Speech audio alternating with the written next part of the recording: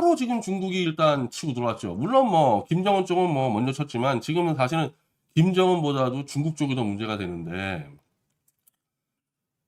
현의제는 누가 봐도 친트럼프 노선이고 중국하고 가까울 수 있는 노선이 아닌데, 난 이번에 쓴 중국의 이 글로벌 타임스 이제 뭐 관영 매체예요. 중국 언론 다 관영 매체죠. 이재명 비판 내용이 틀린 말이 하나도 없어요.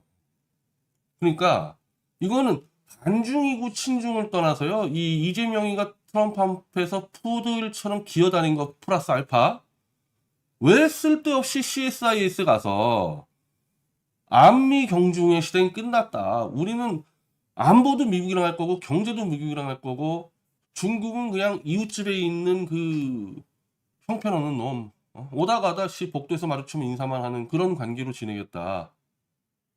엄청난 외교적 결례, 엄청난 외교적 결례. 이거는 이재명이 데리고 다닌 그 수행원들이 떠들어도 문제가 되는데, 대한민국 대통령이 직접 자기 입으로 지리적으로 옆에 있으니까 그냥 모른 척 할 수는 없고 인사남하고 지내겠다. 이게 장난 아니거든요. 근데 이번에 중국은 굉장히 윤석열 때 비해서는 굉장히 점잖고 좀 무겁게 꾸짖는 방식을 택했습니다. 왜 그러냐면은 윤석열은 뭐 원래부터 그냥 중국과 관계없는 인간인데, 이재명은 중국이 애지중지 키워오고 지원해주고 만들어 놓은 놈이잖아요. 그러니까 아직 이재명의 이 본뜻을 확인을 해야 된다는 거지. 즉 이렇게 트럼프 앞에서 푸들처럼 기어다닌 것도 중국을 위해서 트럼프를 사기치려는 수법일 수도 있잖아요. 그걸 확인해야 되기 때문에 이재명을 내친다기보다는 준엄하게 꾸짖는 거. 네가 우리 중국한테 충성하려고 트럼프에 사기쳤을 수도 있는데 그따위로 하면 안 돼. 너 태도. 아주 마치 어른이 밑에 꾸짖듯이 칼럼을 썼는데 틀린 말이 하나도 없어요. 틀린 말이. 자, 인민일보하고 뭐 같은 쌍두나 보면 됩니다. 중국의 인민일보하고 한국시보에 쓴 거를 영어로 번역해서 전 세계에 뿌려주는 글로벌 타임스인데, 안미 경중 관련만해서 한국의 국익을 미국의 세계 전략에 종속시키는 것.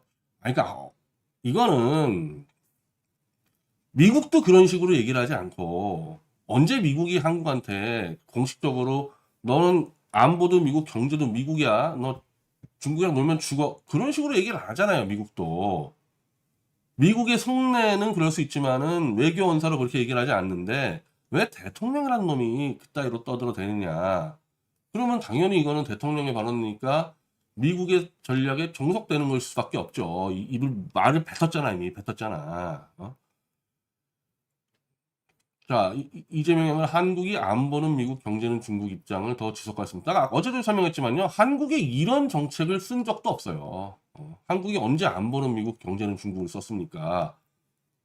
주로 미국 쪽에 기반을 둬서 중국하고도 가는 그런 입장을 썼고, 이 중국이라면 환장하는 문재인 같은 경우는 언제 문재인이가 안보를 미국이랑 같이 했어요. 김정은하고 같이 했지. 그러니까 좌파 정권은 안보를 미국이랑 같이 안 하기 때문에 안미 경중은 안 돼요. 어떤 경우든지. 자, 이거 글로벌 타임스는 이거 중국이라 얘기하면 되는 겁니다. 한국 기업들이 미국의 대중국 수출 통제 목록에 얽매여 중국 시장 일부를 포기하는 것은 씁쓸한 현실. 근데 중국 시장 일부를 포기를 한다는 말은 없었잖아요. 한국 쪽에서. 한국 기업이 누가 중국 시장을 포기한다 그랬어요? 이 얘기는 뭡니까? 너 이번에 미국의 푸들처럼 까불었지? 오케이. 니네 한국 기업들 중국에서 이렇게 장사 못해. 보복을 하겠다는 얘기죠, 지금 이거. 이거는 보복을 하겠다는 겁니다. 중국 시장을 누가 포기한다 그랬습니까? 그냥 보복을 하겠다는 얘기잖아요. 그래서 이게 말을 조심하라는 거야, 말을. 입 잘못 놀려가지고 쓸데없이 보복당한다는 거거든요. 경제를 포기하고 어떻게 안보를 추구할 수 있는지 한국 지도자들이 판단해야 한다. 현재 일단 이게 무역 규모로 따지면은 한중이 훨씬 많고, 그리고 이제 중국에 대해서 우리가 수출하는 품목이 중국이 이렇게 함부로 제재하기는 좀 어려운, 중국의 굉장히 중요한 부품 소재들을 수출하기 때문에 우리 쪽도 만만치는 않지만, 그렇다고 대놓고 우린 중국이랑 경제를 포기한다? 그런 얘기를 할 필요 없는 겁니다. 중국이 뭐 기분 나빠가지고 보복 들어오면 도리 없지만은 쓸데없이 우리가 먼저 입으로 나불댈 필요 없는 건데, 이미 이제 입을 나불거려서 이렇게 된 거죠. 그러면서 안미가 한국의 진정한 안보를 가져다 주지도 못했다. 이 사드 얘기를 꺼냈는데요. 이 사드 얘기를 꺼낸 이유가 있어요. 중국이. 바로 사드 때 이재명이 성주에 가서 미친 친중 앞잡이처럼 설치면서 중국이 이재명을 딱 찍었거든요. 아, 요놈 키워야 되겠다, 요놈. 요놈, 이 짱깨 요놈 우리가 키우자. 사드 얘기를 꺼낸 거는 이재명한테 그야말로 경고장 날리는 거야. 너 누가 키웠어, 너? 너 사드 때 네가 설쳐가지고 우리가 키운 거 아니냐? 너 죽고 싶어? 중국이 이재명 지원한 거 깔 수도 있죠. 열받으면 깔 수도 있죠. 한국이 반도체 공급망 대만 해협 남중국해 등 중국의 핵심 이익과 관련해 미국의 명령을 따른다면 자국 운명을 위험한 수레에 묶는 것과 다름없다. 지금 이제 가장 문제가 되는 게 대만 해협 남중국해인데, 요 문제인데, 여기에 대해서 지금까지 대한민국 정부의 모든 입장은 국제법을 준수하면서 평화적으로 해결한다는 얘기였는데, 지금 어쨌든 트럼프가 전략적 이 유연성을 들고 나왔다는 얘기는 중국이 대만을 침공할 때 같은 경우는 미국이 한국 보고 아직 동참하라는 얘기까지 안 했어요. 동참하라는 얘기는 평택에 있는 미군이 움직여서 중국을 칠 수 있게 유연성을 확보하겠다 그러면 제가 얘기를 했지 않습니까? 이거는 한국이 찬반을 논의할 수 있는 권리가 없는 거다. 이거는 미군 애들이 지들이 미군 보냈다가 미군 빼겠다는데 우리가 뭐라 그러냐. 그래서 그걸 그냥 가만히 있었으면 되는 거야. 근데 이재명이 어떤 걸 했습니까? 비행기 타고 오면서 마치 중국에 지령받은 듯이 절대 주한미군의 유연성 인정할 수 없겠다. 이렇게 했다가 24시간 만에 트럼프의 푸들로 변신해 버렸으니까 지금 중국 애들도 얼떨떨하지 않겠어요? 저는 이재명이 비행기 안에서 주한미군의 전략적 유연성, 즉 중국이 대만 침공했을 때 주한미군이 대만으로 빠지는 걸 용납하지 않겠다 그런 거는 100% 중국의 지령 받았다고 봅니다. 뭔가 중국한테 받았어요. 받아서 들이받으려고 했는데 트럼프 이제 미국에 딱 입국하니까 트럼프 쪽에서 김부선 자료를 줬던지 김정은이 800만 달러 줬던지 결국 이재명이가 뭐 숙청을 하고 혁명을 하고 교회를 탄압하고 그 바짝 겁먹어가지고 중국이 나발이고 모르겠다. 나부터 살자 해가지고 트럼프한테 기어다닌 거 아닙니까?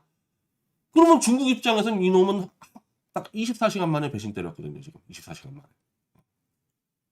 근데 사드 때부터 하더라도 이재명을 키워온 게 최소 10년이 넘어가는데 아직까지 이재명을 배신자로 규정하지는 않을 테고 아마 그 중국에 있는 이재명 졸개 놈들한테 좀 확인하지 않았겠습니까? 그럼 그 졸개들이 중국한테 뭐라 그랬어요? 아, 이재명 트럼프 속이려고 우리는 무조건 짱깨인데 지금 트럼프 속이려고 이렇게 얘기하지 않았겠어요? 지금 아직도 남아있잖아 그놈들. 박병석이나 이재명이 보낸 중국 사람들. 그러니까 이재명이 중국에다가 지 졸개들을 보내놓고 미국에 들어간 이유는 바로 이런 문제가 터졌을 때 바로 중국 애들이 불러서 물었을 거 아닙니까? 저 왜 저래 그러니까 아 트럼프 사기치려고 그런 거다.